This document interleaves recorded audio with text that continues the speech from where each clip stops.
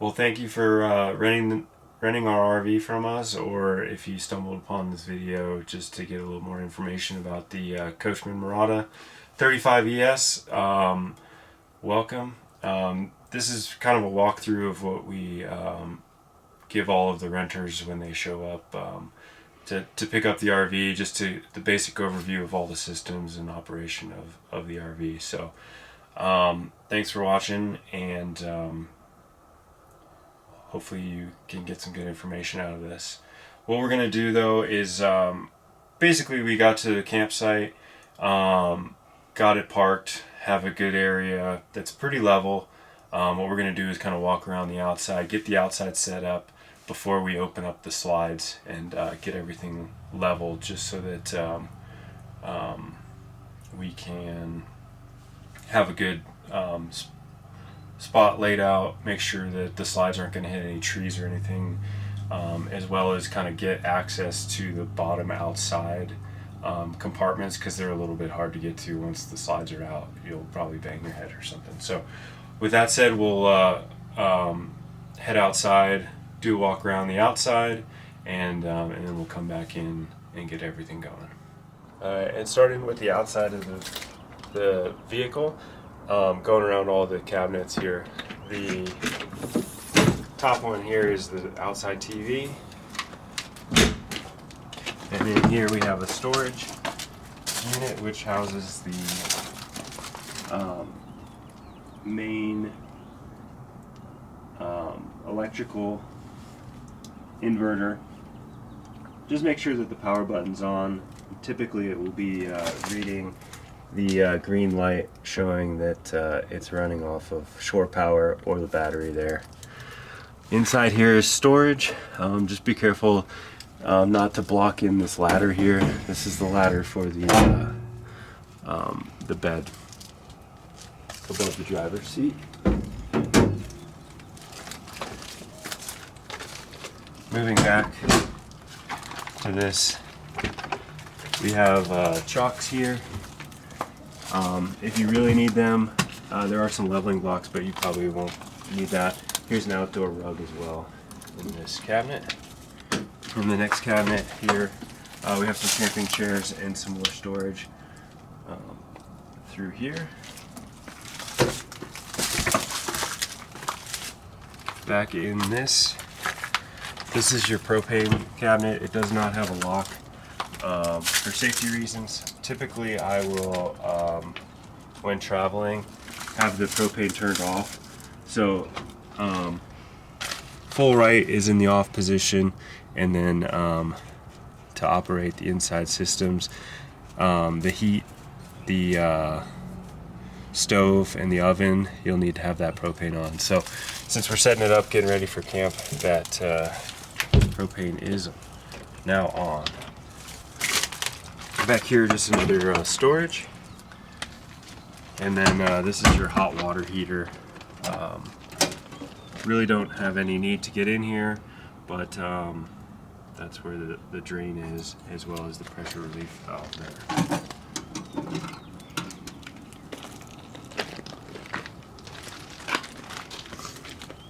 This gas cap, when you go to fill it up, it is a little bit finicky.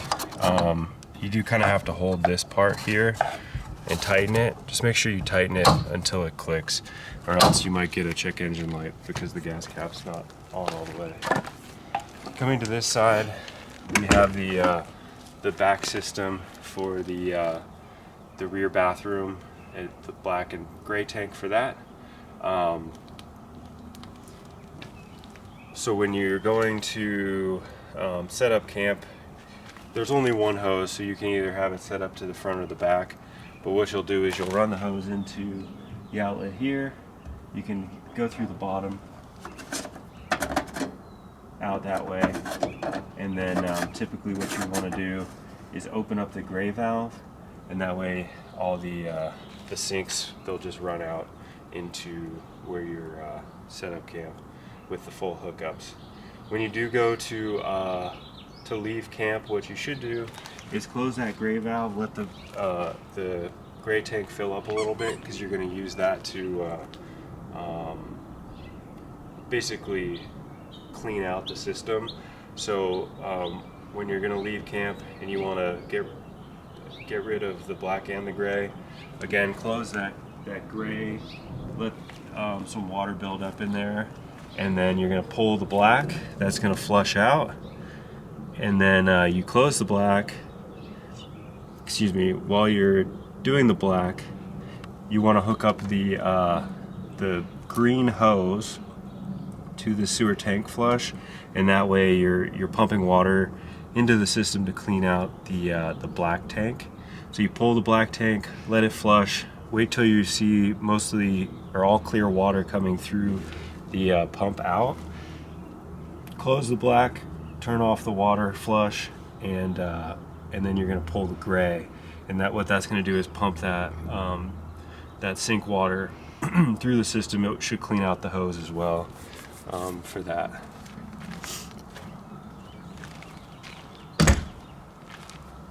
And here we have the main electrical. Right now we have it hooked up to just a regular 3-prong outlet.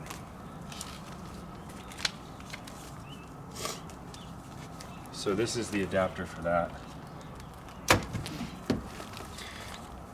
And then it gets a little bit cluttered in this cabinet, so typically we'll have this extension cord in a different storage locker. But this is your main 50 amp break, or your main 50 amp outlet. Here's a surge protector for when you're using a 50 amp at camp. So what you'll do is you'll plug that in like so. Verify that you've got the green lights showing that the surge protector is on, and then what you'll do, you can run this line through the bottom so you don't have to have the door open, but you'll just plug that in there, and then you'll have your shore power. The 50 amp is required to run both air conditioning units, so in order to do that you'll have to have the 50 amp. But we do also have an adapter to go from 50 amp to 30 amp. Again, most systems will work, except you won't be able to use both AC units within that. Technically we do have, this is surge protector as well, but just make sure you use this as well, just as an additional safety backup. When you're getting the camper ready, if you're at your house, it is a good idea to just have this, the regular 3-prong outlet, and that way you'll be able to run the refrigerator as well as the lights on inside, not have to worry about running that battery down. And here's the generator. Typically you're not going to be starting it from out here, however there is an option to do so. You got your main starter here. Just remember, anytime you start the generator, you want to prime it first. So you'll hold it for 3 seconds with that light on, and then the starter.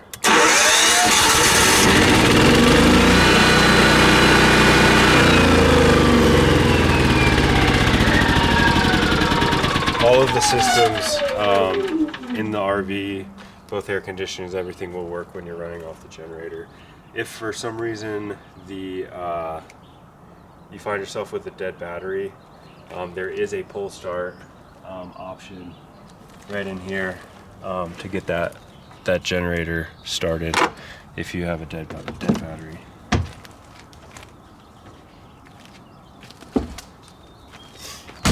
All right, and here we have the main water area here. So starting kind of left to right, we've got the water filter.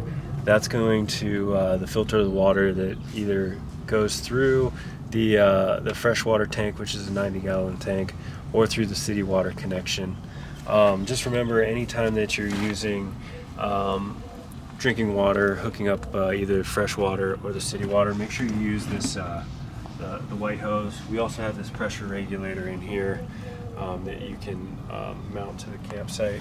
Don't really know how much pressure the campsites have. So this kind of regulates that for when you hook up the city water connection, just to make sure that you don't blow out any of the pipes inside.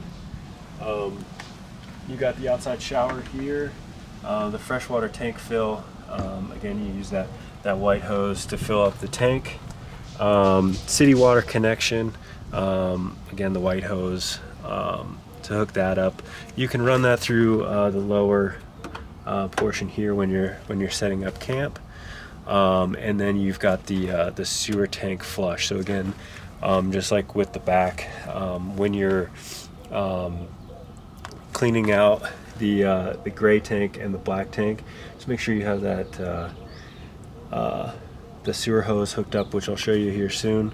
And when you do go to clean out that black, you can start running water to the sewer tank flush to help clean out and kind of push water through that black tank.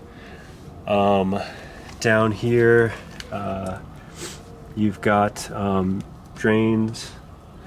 Out here you've got your water pump. Again, the water pump's only going to need to work if you are running it off grid and you're using the freshwater tank. You do have a manual turn on for the pump there, which you really don't need to use because that pump inside will run it automatically from there. And then moving forward,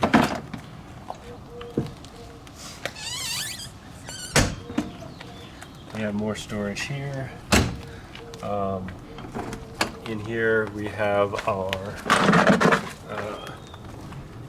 compartment for kind of cleaning. You've got the shop vac here. Your hoses are typically stored in here.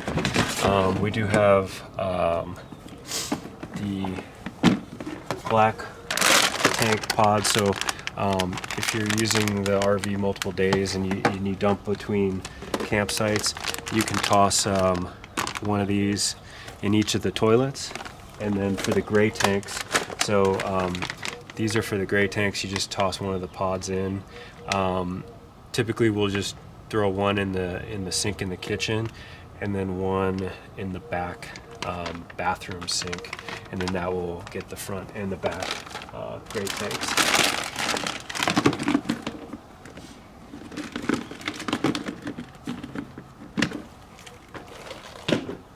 We have some gloves set up here for you to use the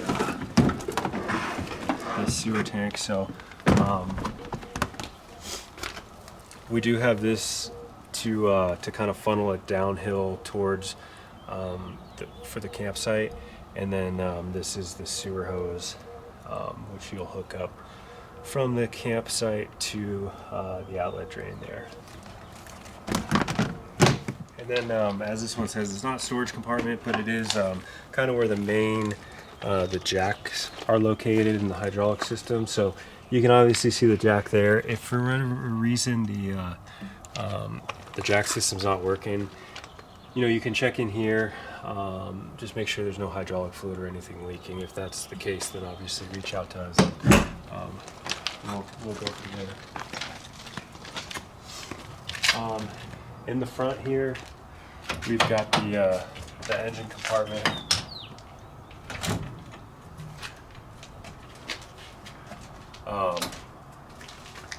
You've got down on the inside there is the windshield washer fluid. Other than that, we got coolant here, and then your transmission fluid and your oil dipstick are here.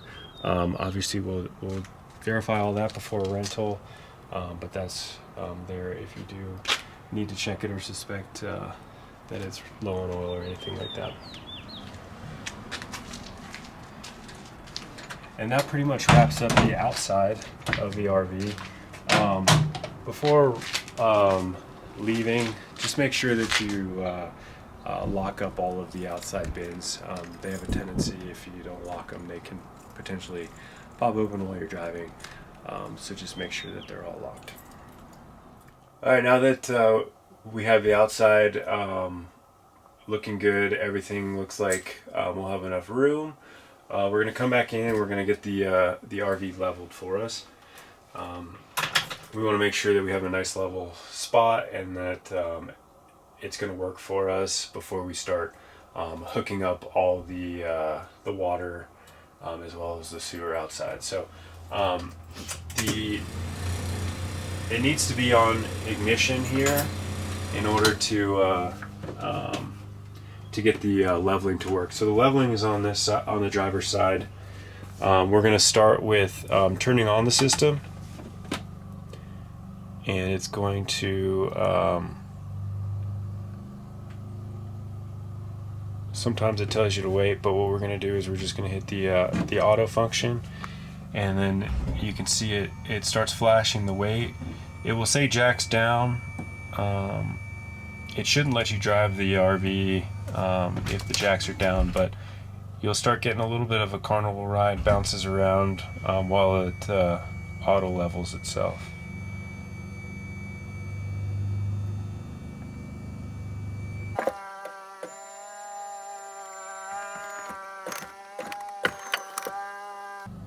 Okay, now that the weight sign has stopped flashing and it says jacks are down, it should be level.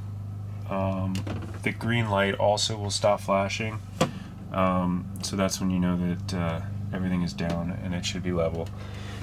Just so that we're not using the battery, what we'll do, once we're down and level, we'll just turn the system off. From there, we'll go outside.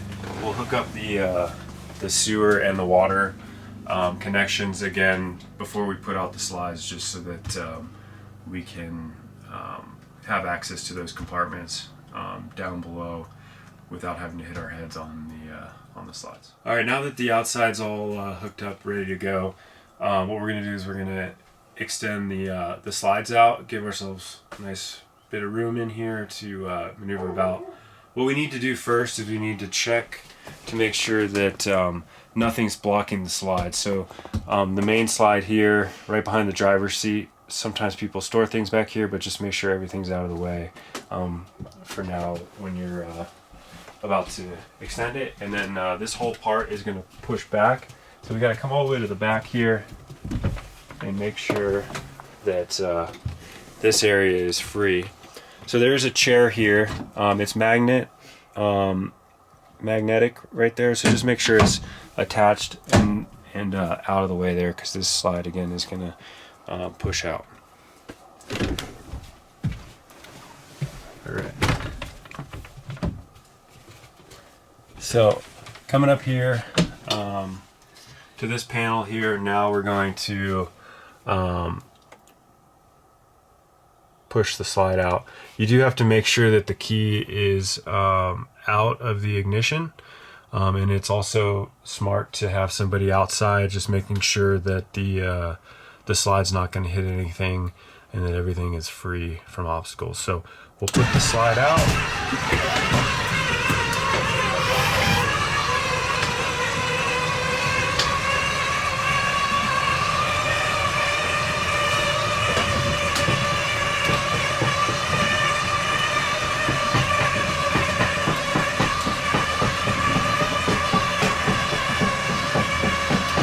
You're going to go all the way until you hear it kind of starting to wind down, and then that's when you know it's all the way out. Alright, now the slide's all the way out, and there's some more room in here. So the next slide is the master bedroom here. Again, right here is where you're going to want to look. Make sure nothing is stashed in there. And then also back here, make sure nothing's blocking that area.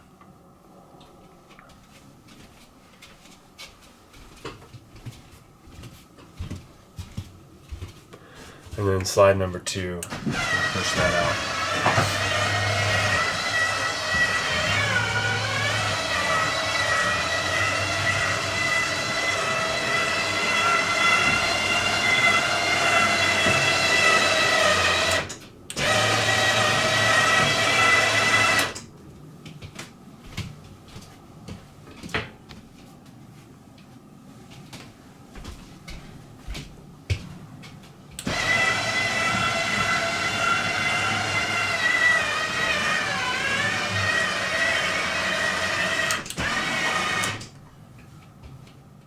All right, now that we've got all the slides out and we're by this panel here, we'll talk about what we have here. So, starting at the top, this is our generator, main generator control panel here.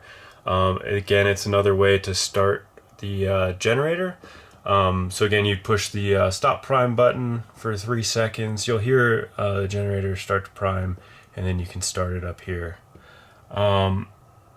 Most of the functions on the generator are you won't be using. However, if you are planning to go off the grid, we do ask that you turn the auto generator on. That way, just to protect the battery. So basically, what you're going to do is hit the auto gen button, and then it says enter for auto, and then it's going to say auto on. What that's going to do, I have it set up when the battery gets down to 12.2 volts, it's going to just automatically kick on the generator. We don't want to let those batteries run below 50%, or else it's bad for them. So if you are boondocking, make sure you have that auto on function going, and that way, again, it will kick that generator on. For now, we're going to turn that off, and then when it's back into manual mode there, you'll see that. Coming down this panel, we got a TV, antenna, radio. I believe there is an antenna on the top, so you could get some local TV stations. There's also the park function, so if the RV park has a hookup for you, you just put in that, run the cable in. Here is your main panel to see liquid propane gas, and it should be showing full. Your battery levels were hooked up right now, so it's going to be charging and show full. Your freshwater tank, your black tank, your black number 1 tank, and then your gray number 1 tank. This one is a little bit confusing. It's a 2-button press here. So basically you push this, and then whatever this side is showing. So right now it's on gray, so that's showing the gray tank. If we push it up, that's showing the level of the black tank. Okay, we've got 2 sources to get hot water. So you've got one that will run off the gas and one off electric. So if you are off the grid or boondocking, running basically off the generator, you can use that the gas, and that would just flip up, and you know you're running off that. If you're at an RV park hooked up to 50 amp or 30 amp, we ask that you use the electric just to save that gas. So you turn on. You want to make sure that there's water in the system, that you have that water hooked up, or else you'll run that tank, the hot water tank, when it's dry, which isn't good for it. But you'll just turn that on, and then you'll after the water in the tank heats up, you'll be able to have hot water. The water pump, this is the second area where you can turn on the water pump. So you'll hear it, you'll see it running there. We don't have any water in the freshwater tank right now, so it's not good to run that dry. But if you are boondocking or off the grid, not on the city water connection, you'll need to have this on. When there is water in this freshwater tank, what it will do is it will prime the system. When you initially turn it on, you'll hear it running. However, once all the pipes are full with water, it's going to be an on-demand system. So just when you run the water is when you'll hear that pump going off. Here's another way to start the generator. I do believe if you push down, it will prime it for 3 seconds and then start, and then the generator hours. That's the main panel there. All right, now we'll just go from back to front in the RV and kind of just walk through operation and kind of what the features of the RV are. So We'll start with the toilet. Probably not the most glamorous thing, but pretty standard RV toilet here. What you'll want to do is, in order to flush it, you have if you push down partially on the handle, you'll fill it up with water. So if you go number 2, it's good to have a little water in there. And then you push all the way down, it will flush it. I have some antifreeze in there now, so I'm not going to fully flush it. But you'll see when you push it all the way down that that flap opens and drops into the black tank. We have toilet paper and towels, and then just other storage all around. Sink works normal, as normal here, and then we've got a nice full-size shower over here. So shower, everything works as normal, as a normal shower. Just make sure when you're going to leave, we've got this labeled here, but just make sure that this is fully latched, so that the shower doesn't go back and forth. All right. Each bathroom has its own overhead. There's overheads throughout the RV, but you just turn them to open them.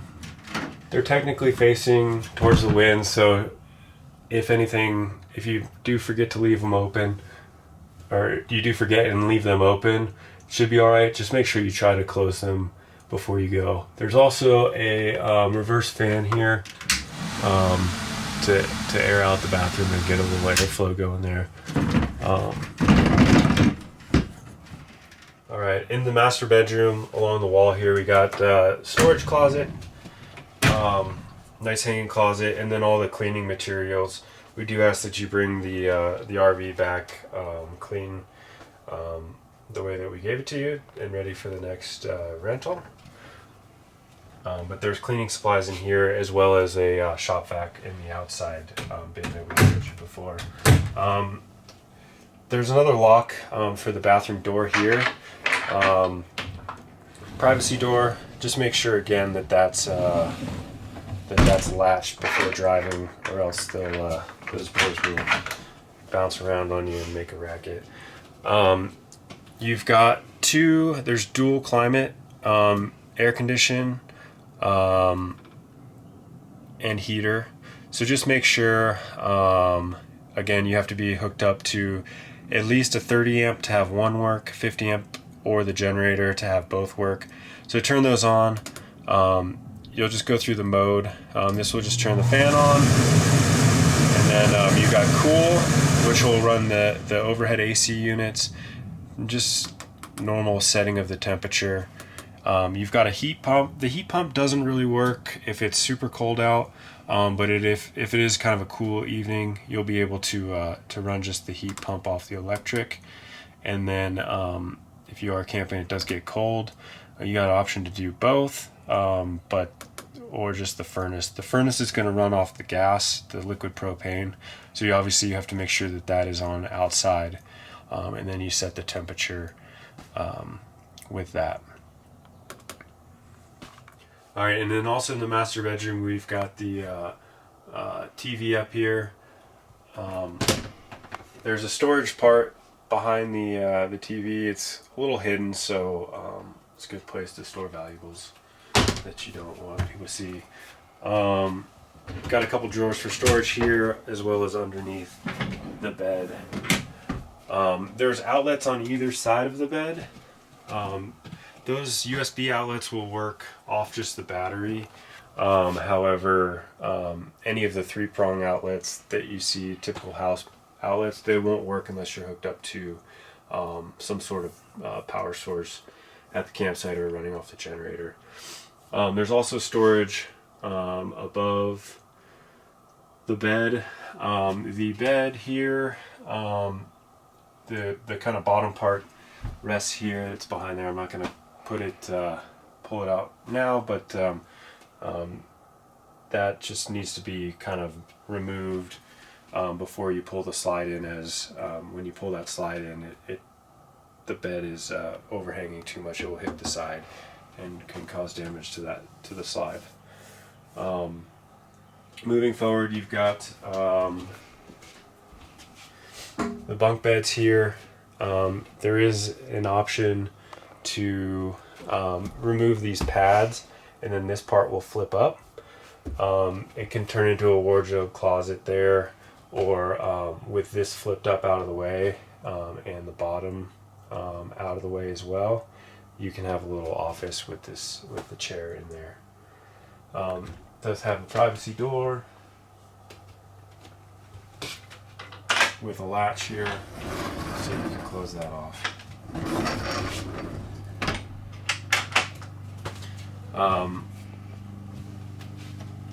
Here is the second bathroom. Toilet operates just like the one in the back, and then you've got a vanity storage and storage under the sink there as well. One thing, if you are hooked up to power and the power outlets are not working, there is a reset here, much like a house. If you push that in, you can reset those. If the power, again, your power is not working, that's a good place to start to see if that will reset the trip. Here there is a door to block off the main bedroom, and then there's another latch on the back side, and then the door will close all the way. Again, just make sure everything is latched before driving the RV. Moving forward, we've got the bench seats. They do recline with the handles here. There is some storage and USB charging points under there. We keep all the remotes. There's 3 TVs. All the remotes are kept in there, as well as the fireplace remote here. Pretty easy.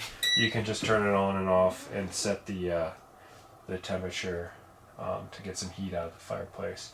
Again, you will need some type of power source hooked up to 50 or 30 amp or the generator for that to operate.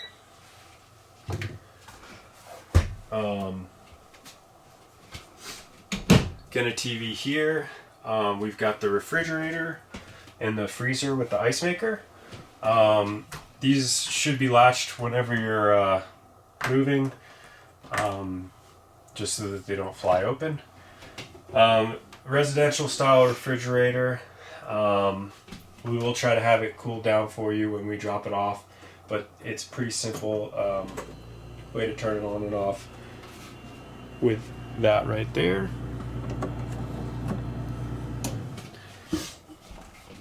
And then the freezer up top with an ice maker. You will obviously have to have some type of water source, and there is an on-off switch on the ice maker for that to work there.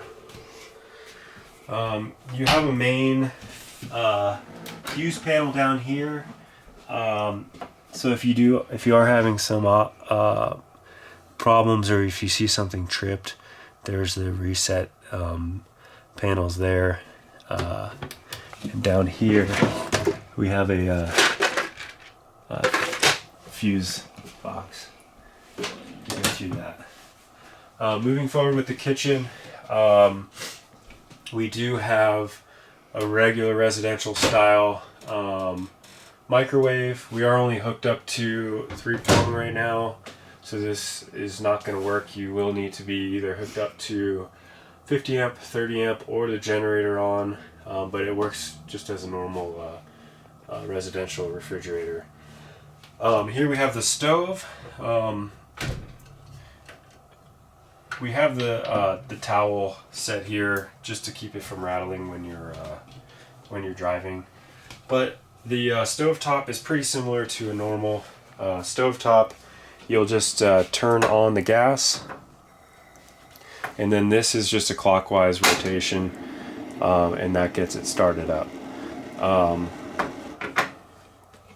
The oven is a little bit more tricky to get going. However, what you'll want to do is up here on the oven control, you'll need to turn it to the pilot light, and you'll need to have that going, and you'll probably want to hold it for 20 to 30 seconds just to get a little bit of gas flowing, and then you'll click that over. And what you need to do is you need to get down low, and you see that pilot light is lit on the bottom. That actually is what you need to hold for about 30 seconds. You can light it initially quickly, but you need to get the pilot light to heat up, and you need to get it to kind of heat up enough before turning. So I'm still holding the knob up here on the pilot light setting,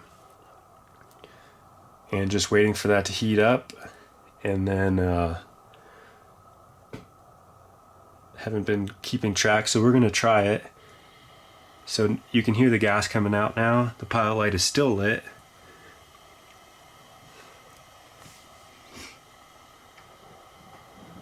And now you can see that it lights. And then on the knob, it just kind of has a temperature range for that.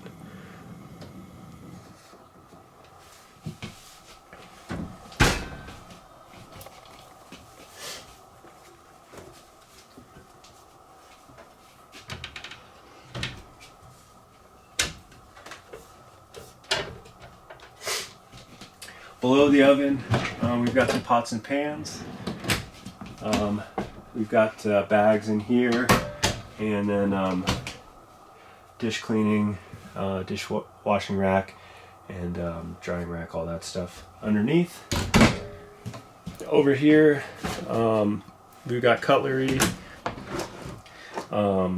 various items. Sometimes the stove is a little tough to light, so that's a good option to help light that, and then some spices and things under there. Moving up over top, we've got the dishware, some coffee stuff, coffee mugs, and these are HDMI. So if you do want to hook up VCR, things of that nature, there's I believe it's for the outside TV as well as the TV in the back. Some more cups up there, and the sink here, it's got a closure, but nice full sink there. One thing, the windows, there's multiple windows everywhere, but kind of like the overhead, they just kind of push out like that, and then just make sure they're closed for driving there. Coming to the top here, we've got some more cups, as well as we've got the controls for the bunk up here, as well as the awning, the outside awning.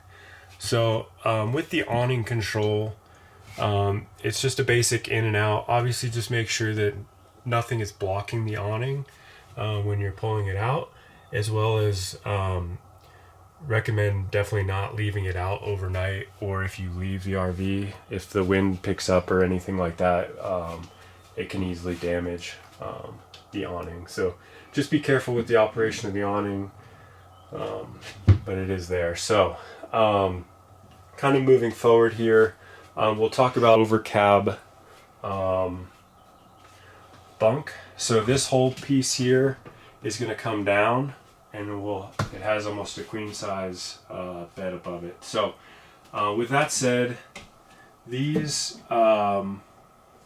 black pieces here, they both come down. So there is a chance for it to hit the armrest depending on where the seat is facing. So especially on this side. So there is a a lever underneath the seat here to turn it.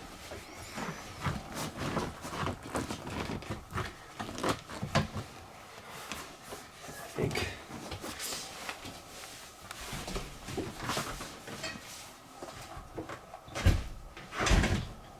that makes it go forward. So we can move that forward out of the way of this coming down. There's safety pins up here. So what we're going to need to do is remove them from both sides. There is 3 pieces of metal that the clips go through. So just when you go to put them back in, just make sure you get it all the way through by kind of sticking your head up there. But those can come down, hang down there.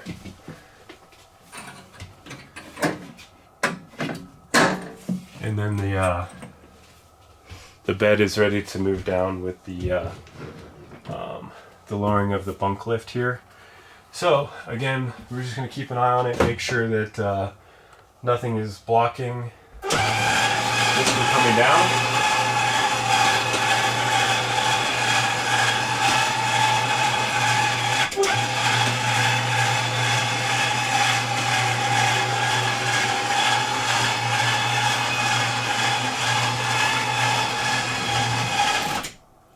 Okay, and then as we showed you outside, underneath the that first bin, there is a ladder that you can use to climb up here. But this is the nice kind of over cab bunk. Moving this way, we've got the dinette set. Underneath each seat is storage. We kind of have the pots and pans arranged with the blanket just to keep them from rattling when driving. But there's some stuff there, and that kind of concludes the inside and the functions of the RV. All right, and now we'll talk about kind of the truck portion of the RV. Above you, we do have some storage. In here is registration, as well as manuals for the different systems, refrigerator, air conditioning units, things like that. If you are having some issues, obviously we're available to help you troubleshoot anything that might arise, but there's also the manuals with that in there. It does not have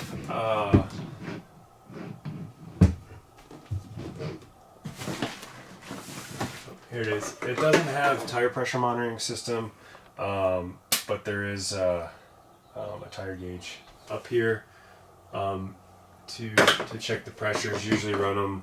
We'll obviously make sure that they're good before we rent it out, but run them between 95 and 100 psi. Up here in the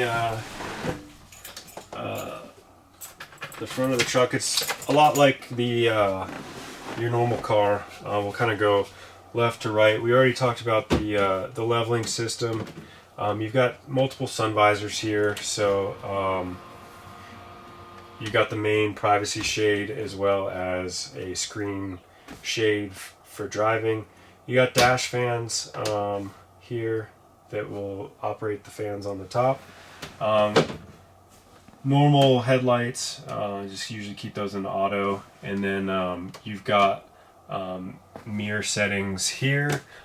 They will only operate the top mirrors, and then you'll have to adjust the lower mirrors by hand. This one you can reach out the window, but you'll probably have to have someone on that side to adjust that lower mirror for you.